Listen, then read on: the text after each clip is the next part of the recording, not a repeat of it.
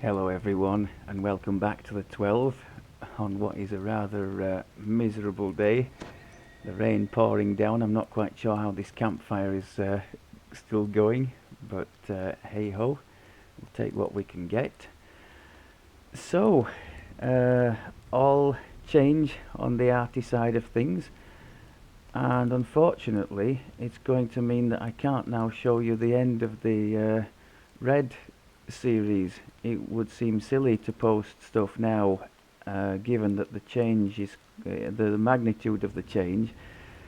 It would seem silly to post stuff that's been recorded on the older version, because people now can't expect that anything like that level of fire rate. So unfortunately, I'm going to have to give up on the recordings I had ready to show for the end of the series. But I did still want to show how Red ended up with his build, and to mention that I have, since recording that last one about the update 70, I've sent him into a couple of Reaper 6 quests on his own, and he's stacked up reasonably well. The one thing I have done is get rid of that patience feat. Patience, if you didn't know, is an extra 1 on crit multiplier in return for a minus 10% attack speed. Now, while attack speed was prodigious under the old system, and I didn't notice anything, any sort of malice from taking patience, now, especially as I use as a heavy crossbow which shoots slower than the light one anyway, I figured removing that might be a step in the right direction. So let's start then by having a look at the feats, because I normally mention them as we're going through the episodes, which we now won't get to see. So double shot was taken at 25. Double shot obviously more important now that we can use the full extent of the double shot with the Arti, and that's in fact what I did with the patience feat. I swapped that out and took watchful eye instead, because that combines with this one in this Pierce Deception in the Shiradi tree to give us another 5% double shot. So we're sitting on 121 double shot, I think, which is not terrible. Bear in mind that would have equated to something like 40 in the old system. Other feats, so epic power electric to help our imbue, harbinger of chaos at level 28, so you need to have a chaotic character. Again, the double shot will be more important there now, plus 2 imbue dice, so a nice feat to have. I took Titan's Blood at 34 for 10% bonus to max hit points. I did try to emphasize some degree of survivability, so whereas my original build, you might recall, had points in sort of filler points almost in Harper, these things here, 1 ranged power for each point invested and 3 universal spell power. It's okay, but I wouldn't say it's earth shattering, so I preferred just the bare minimum in here to know the angles. And then we went for a heavy investment in Master Maker tree to boost up our con. That's a nice one for that. 6 con and 15 MRR. But you can't use evasion really with the Master Maker tree, because the nicer things in here, like this one, it's all well in medium, heavy or adamantine body, so we've got adamantine body instead.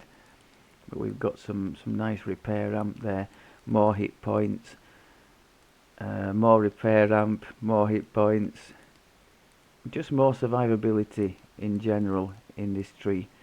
So that's what I went for.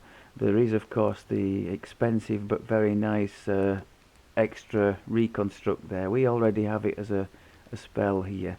Now if you were running a multi-class build and didn't have enough Arti levels to pick up that reconstruct, I would definitely recommend taking that out of here. That's where the heroic enhancements have ended up. No regrets there. You can, and I did experiment, as mentioned. It's a shame I can't post it for you now because it's not really relevant, but there are some really interesting ones if you want to go all out in Renegade and just keep enough in here for Fusillade and the imbue dice there, and the imbue of course. You can pick up this little lantern that ticks to heal you, a bit like the Bard's ticking heal. Really nice that in some of the laggier raids, that kept him alive very nicely. Oh, and there are some big bonuses to max hit points as well. So there's a 10 quality bonus there, and there's a 20 competence bonus to max hit points. So really nice, again, boosts to survivability. And there's an extra copy of the Radiant Force Field, very nice for both you and your party. So just on the survivability, your survivability goes through the roof when you decide to major in that tree. But of course it's taking off your offensive power. Okay, so back to the feats. I took one of you recommended these. We got both legendary aim and eerie aim. So bypassing some of the dodge bypassing some of the dodge that the opponents have and giving our attacks more chances to hit. Never a bad thing. Combat archery as well. 1W extra, just a straight bonus to damage. And overwhelming critical, had we seen that? If we hadn't seen that, that's just a one on it says there at the bottom, on a 19 or 20 crit damage multiplier increased by 1. So I would imagine that that's automatically used on the Hunt's End, which has a plus 20 crit threat range. I think that's about it on the feat side. Oh, the legendary one. There are plenty of choices here. You can go for the standard route, the Arboreal, ranged power, universal spell power, bonus on the weapon, 1 bonus imbue dice. There's the Scion of Air for 3 imbue dice, and that gives you evocation DCs as well if you're doing anything at all on the casting side, which I'm not, or the rune arm side. Or you've got the what's the sneaky one? I think it's Ethereal, which gives 6 bonus sneak attack dice, depending on what you're doing. Red doesn't often run in a group, so the sneak dice, they're nice to have, but they're I suppose the standard ranged power maybe works out better for him, so that's why I've done it that way.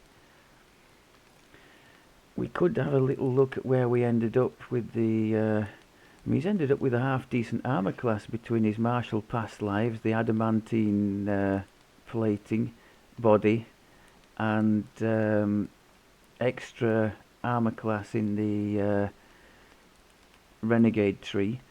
So he will get his share of misses, I think, from that. Not against bosses or anything, but against the trash. I would hope that could be a layer of defense. So double shot ended up at 121. In the fullness of time, maybe multi-classing to allow say something like killer from either rogue or ranger trees might help to boost that up to into the 140s. Perhaps that could be a thing. As always, there are trade-offs to all these things. And ranged power, we're sitting at 327 before the archer focus. So with the full stacks of archer focus, that's going to around 400. So reasonably respectable, I think. I think that's about it on the. Oh no, let's have a moment to have a quick look at the gear and where we ended up with the sneaky dice and the imbues. So 14 imbue dice, that's not bad because that's a break in the charade. If you look at the bottom there, the damage is increased by 1d77 for every 7 bonus imbue dice, so it's quite nice to have multiples of 7 if you can manage that on your build, and we happen to have 14, so that's pretty nice. And the sneak attack dice, although it's not really a sneaky build, there's no sneak attack at all in any of the heroic trees, but he's ended up with 16 through a combination of gear and the sneak attacks available in the shadow tree. So there's 4 in the cores, 3 more here, so that's 7 total, and then the rest of them are coming from gear sets. He has only 2 sets. He has a Shan set, you can see there, 3 sneak attack die there. This is all artifact bonus, and then the Isle of Dread bonus stacks on top of that where applicable, because that's profane bonus. No sneak attack dice in there, sadly. So, quick look at the gear. And these are his pride and joy now, more important than ever because of the double shot change. So, double shot, an insightful double shot, nice to have. And got very lucky on the card of the curse card. My strategy with these cards, in case you were wondering, just throw 1 on each of the end gear. I'm not one for refarming end gear and putting a new card bonus on, nothing like that. They get what they get. So he was extremely fortunate to get the 2 extra sneak attack dice on there. That could be classed as a jackpot roll for red there. Really, really nice to have. Standard 3-piece Shan set.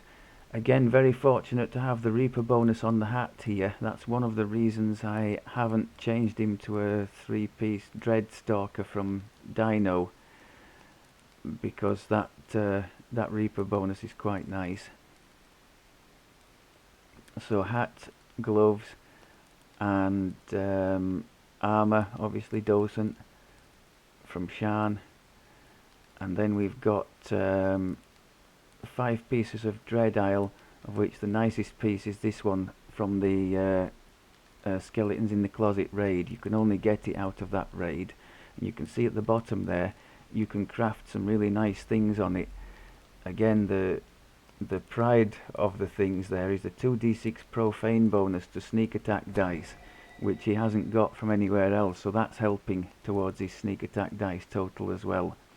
The only downside to this rune arm, as I've touched on already, is that it's hopeless for, well, it doesn't break boxes or anything like that, so that's a bit of a miss, but otherwise, having that contribute towards the Isle of Dread set bonus is very nice.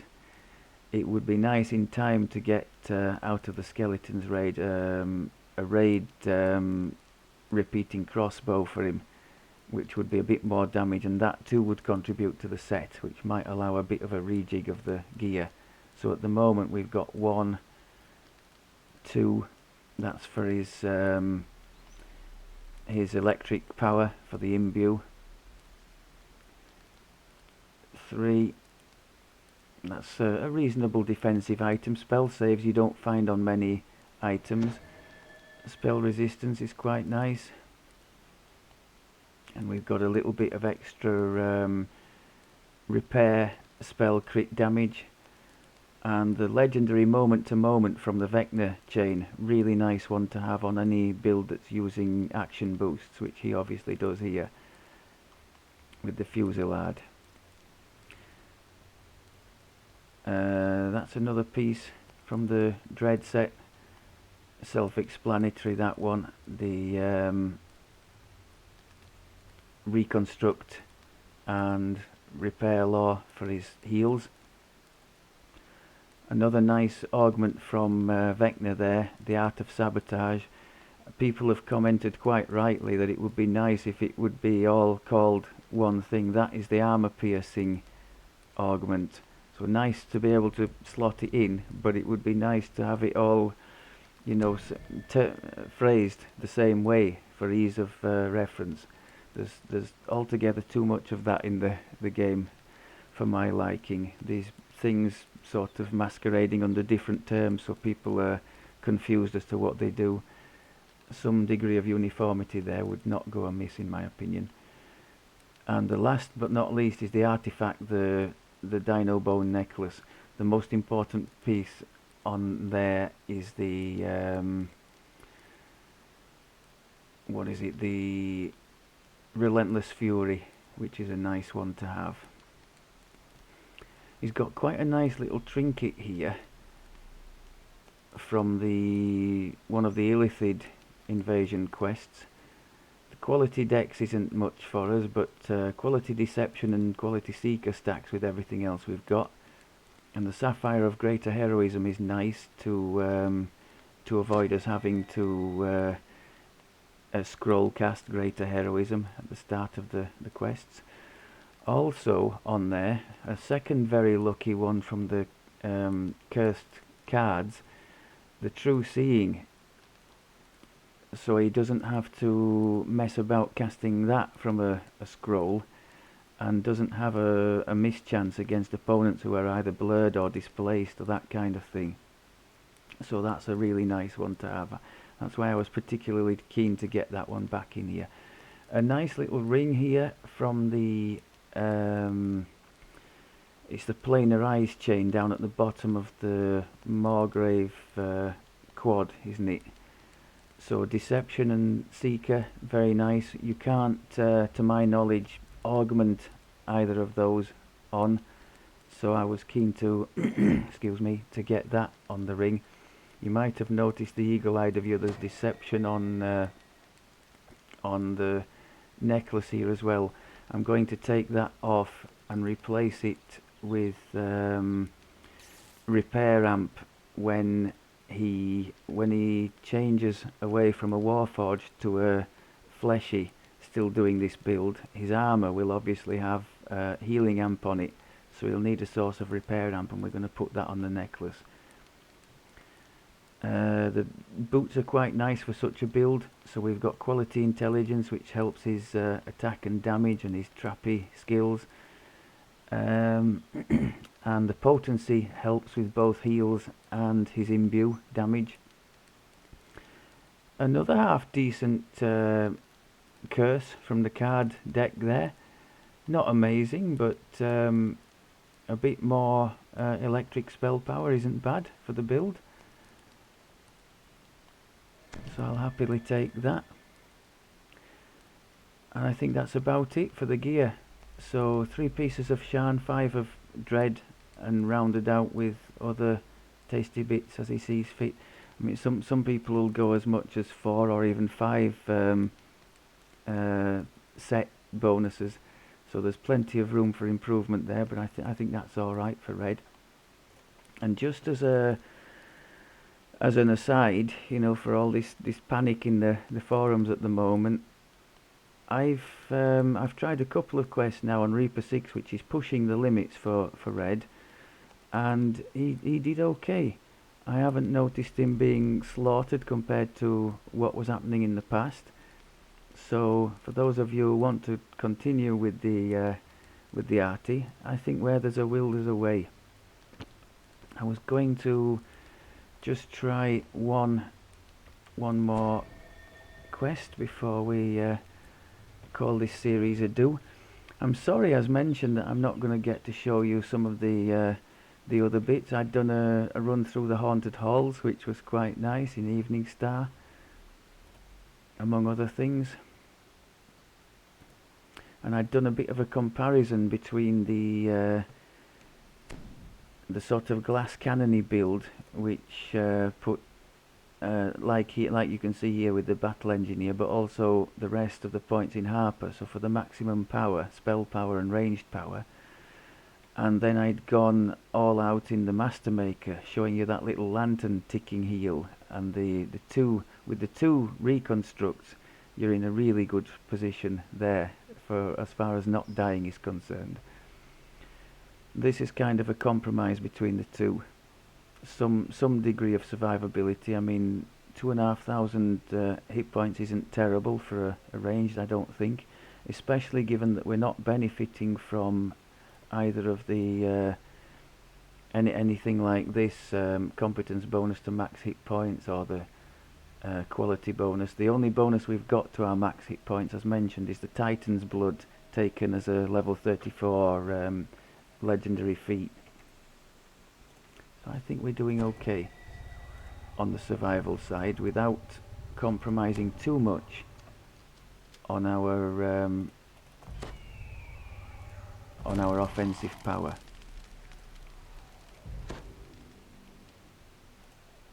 Quite useful to have these when you're trying to push a little bit. Potion of spell power, good for our imbue and our heals. Potion of prowess, both of these you can get by clicking on your commendations of valor. Just open up the menu, you can see there potion of spell power, potion of prowess. You'll get, if you run it for any length of time at the cap or any epic quest, you can get these as an option for rewards, so they soon stack up and they're just nice to have.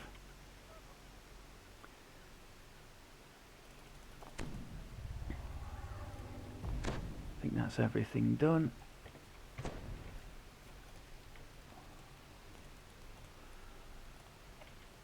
So let's try not to suck too badly. So my aim is to demonstrate that we are still alive and kicking post-update as an Arti.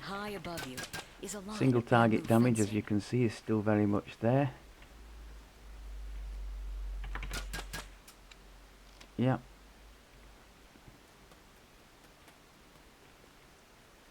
So just as before, our two big single target attacks, Pluck a String and Hunt's End, are still able to one-clip the nastier targets. I was expecting some nasties to pop up there, but they haven't done, so happy days.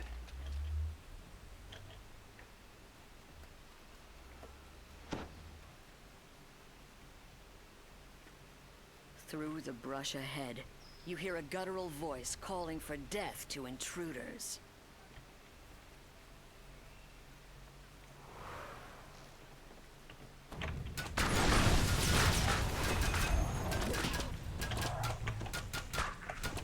Yeah, any hit we take, we are hurt quite badly.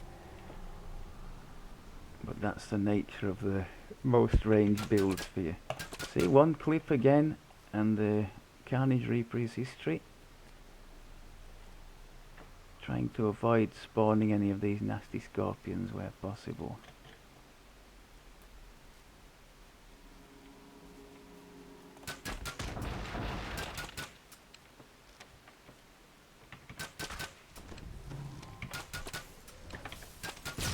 Ooh. And there we go. Although our AoE did stop them all, so that was good. Nice one. Bear in mind, I've lost the patience feat now, so I know it looks really sluggish, but it was perhaps even more sluggish before with the patience equipped. Yeah, it's half our health gone every time they hit us, isn't it? And with these things sneaking up on us, not good times. The cavern ahead reeks of feline occupation. This must be where the panthers make their den. We better get rid of that just to avoid any nasty surprises.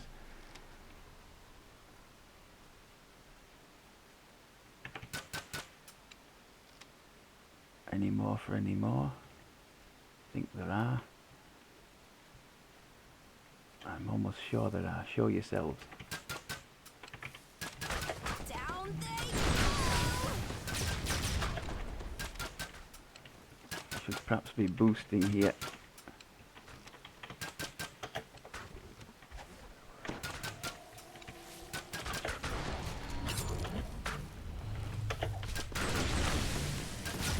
That's nice. So that's still working reasonably well.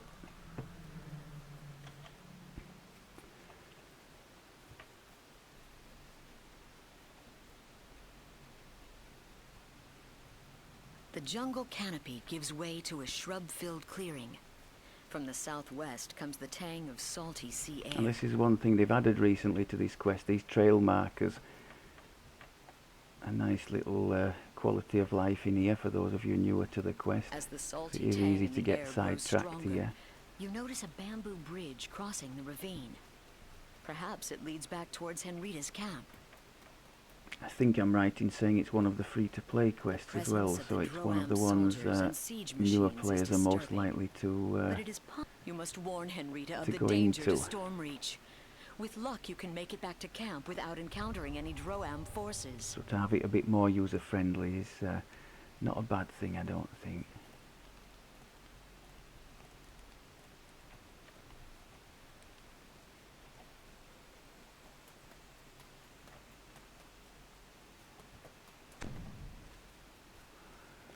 Just try and avoid any of the scorpions, as we were successful in doing before.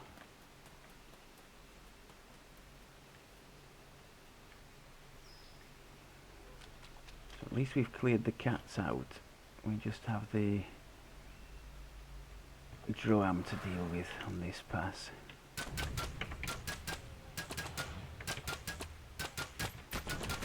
Yeah, that's a good illustration of past versus present.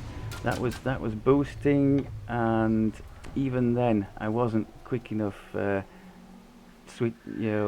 mowing the targets down to prevent them getting in my face and really hammering me. Yes, I'm a very average player, but even this very average player was able to do a lot more with the old Fusillade than I can with this new version. I think, as I mentioned already, that to me is the biggest difference.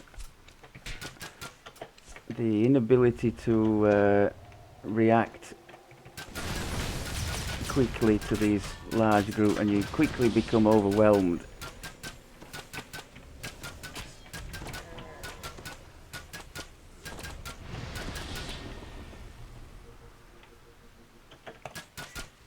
We just do not have that big spiky output to mow down a group almost effortlessly. And that's going to take some getting used to. Did I hear somebody else down here? No, I don't think so. Okay.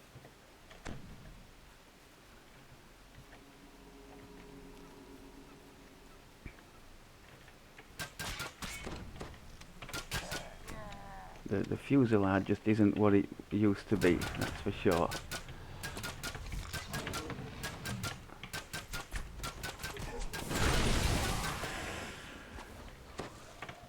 No, don't kill us.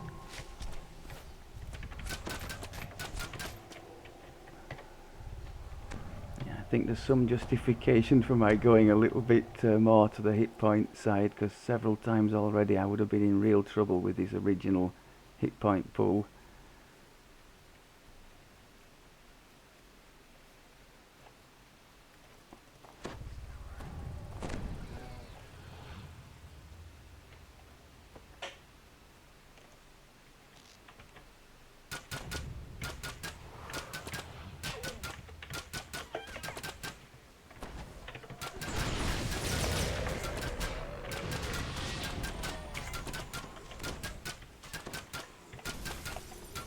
Okay.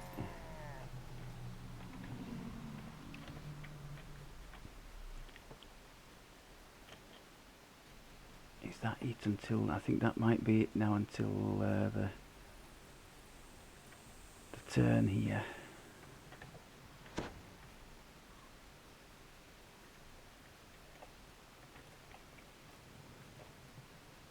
Come on, let's at least make it to the end.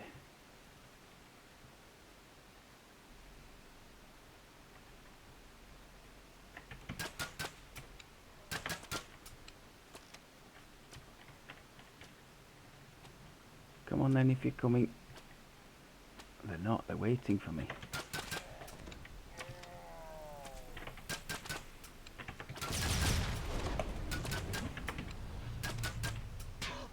Okay, so the blinding's still working pretty well.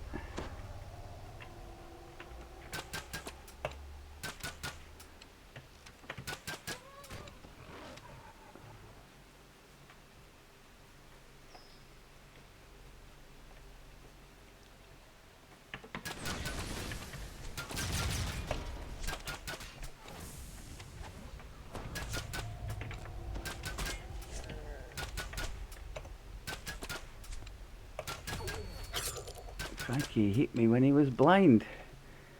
Okay.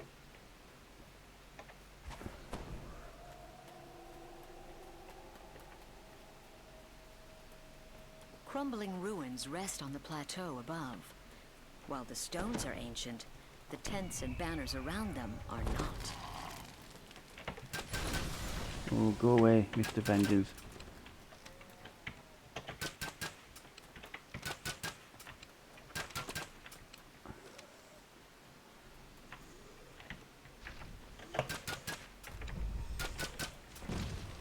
Okay, not bad, not bad. That's one thing most, if not all, ranged are decent at, not exploding the Vengeance by accident.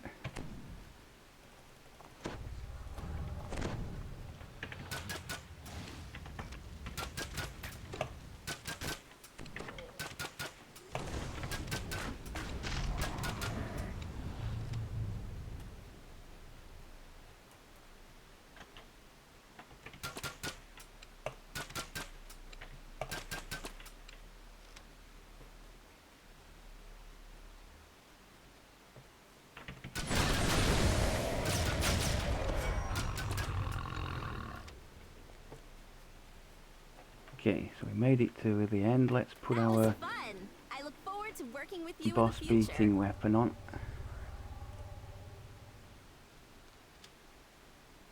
And let's try and From ahead, remember a rough voice barks out. Soldiers of the Droam, defences we've got. We've stand got a down. Hood of Unrest, The we've got war a captain shield wishes here. to parley with the intruders. Keep our displacement on for what it's worth.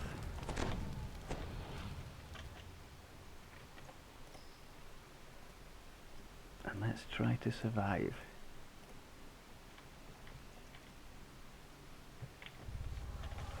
All the boosts going on. I'm going to try and contain the trash so they can't hammer us while the boss is doing so.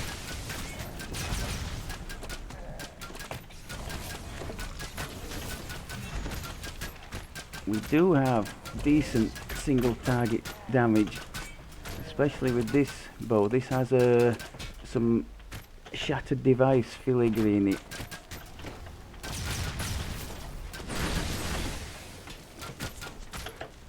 Oh, don't die, don't die! Put the boost back.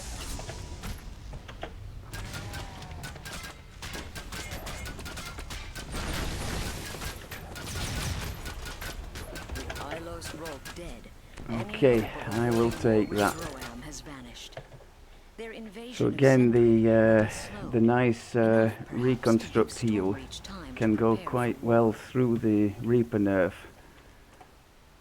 and keep you going to some degree at least, as long as you don't go too high on the Reaper levels.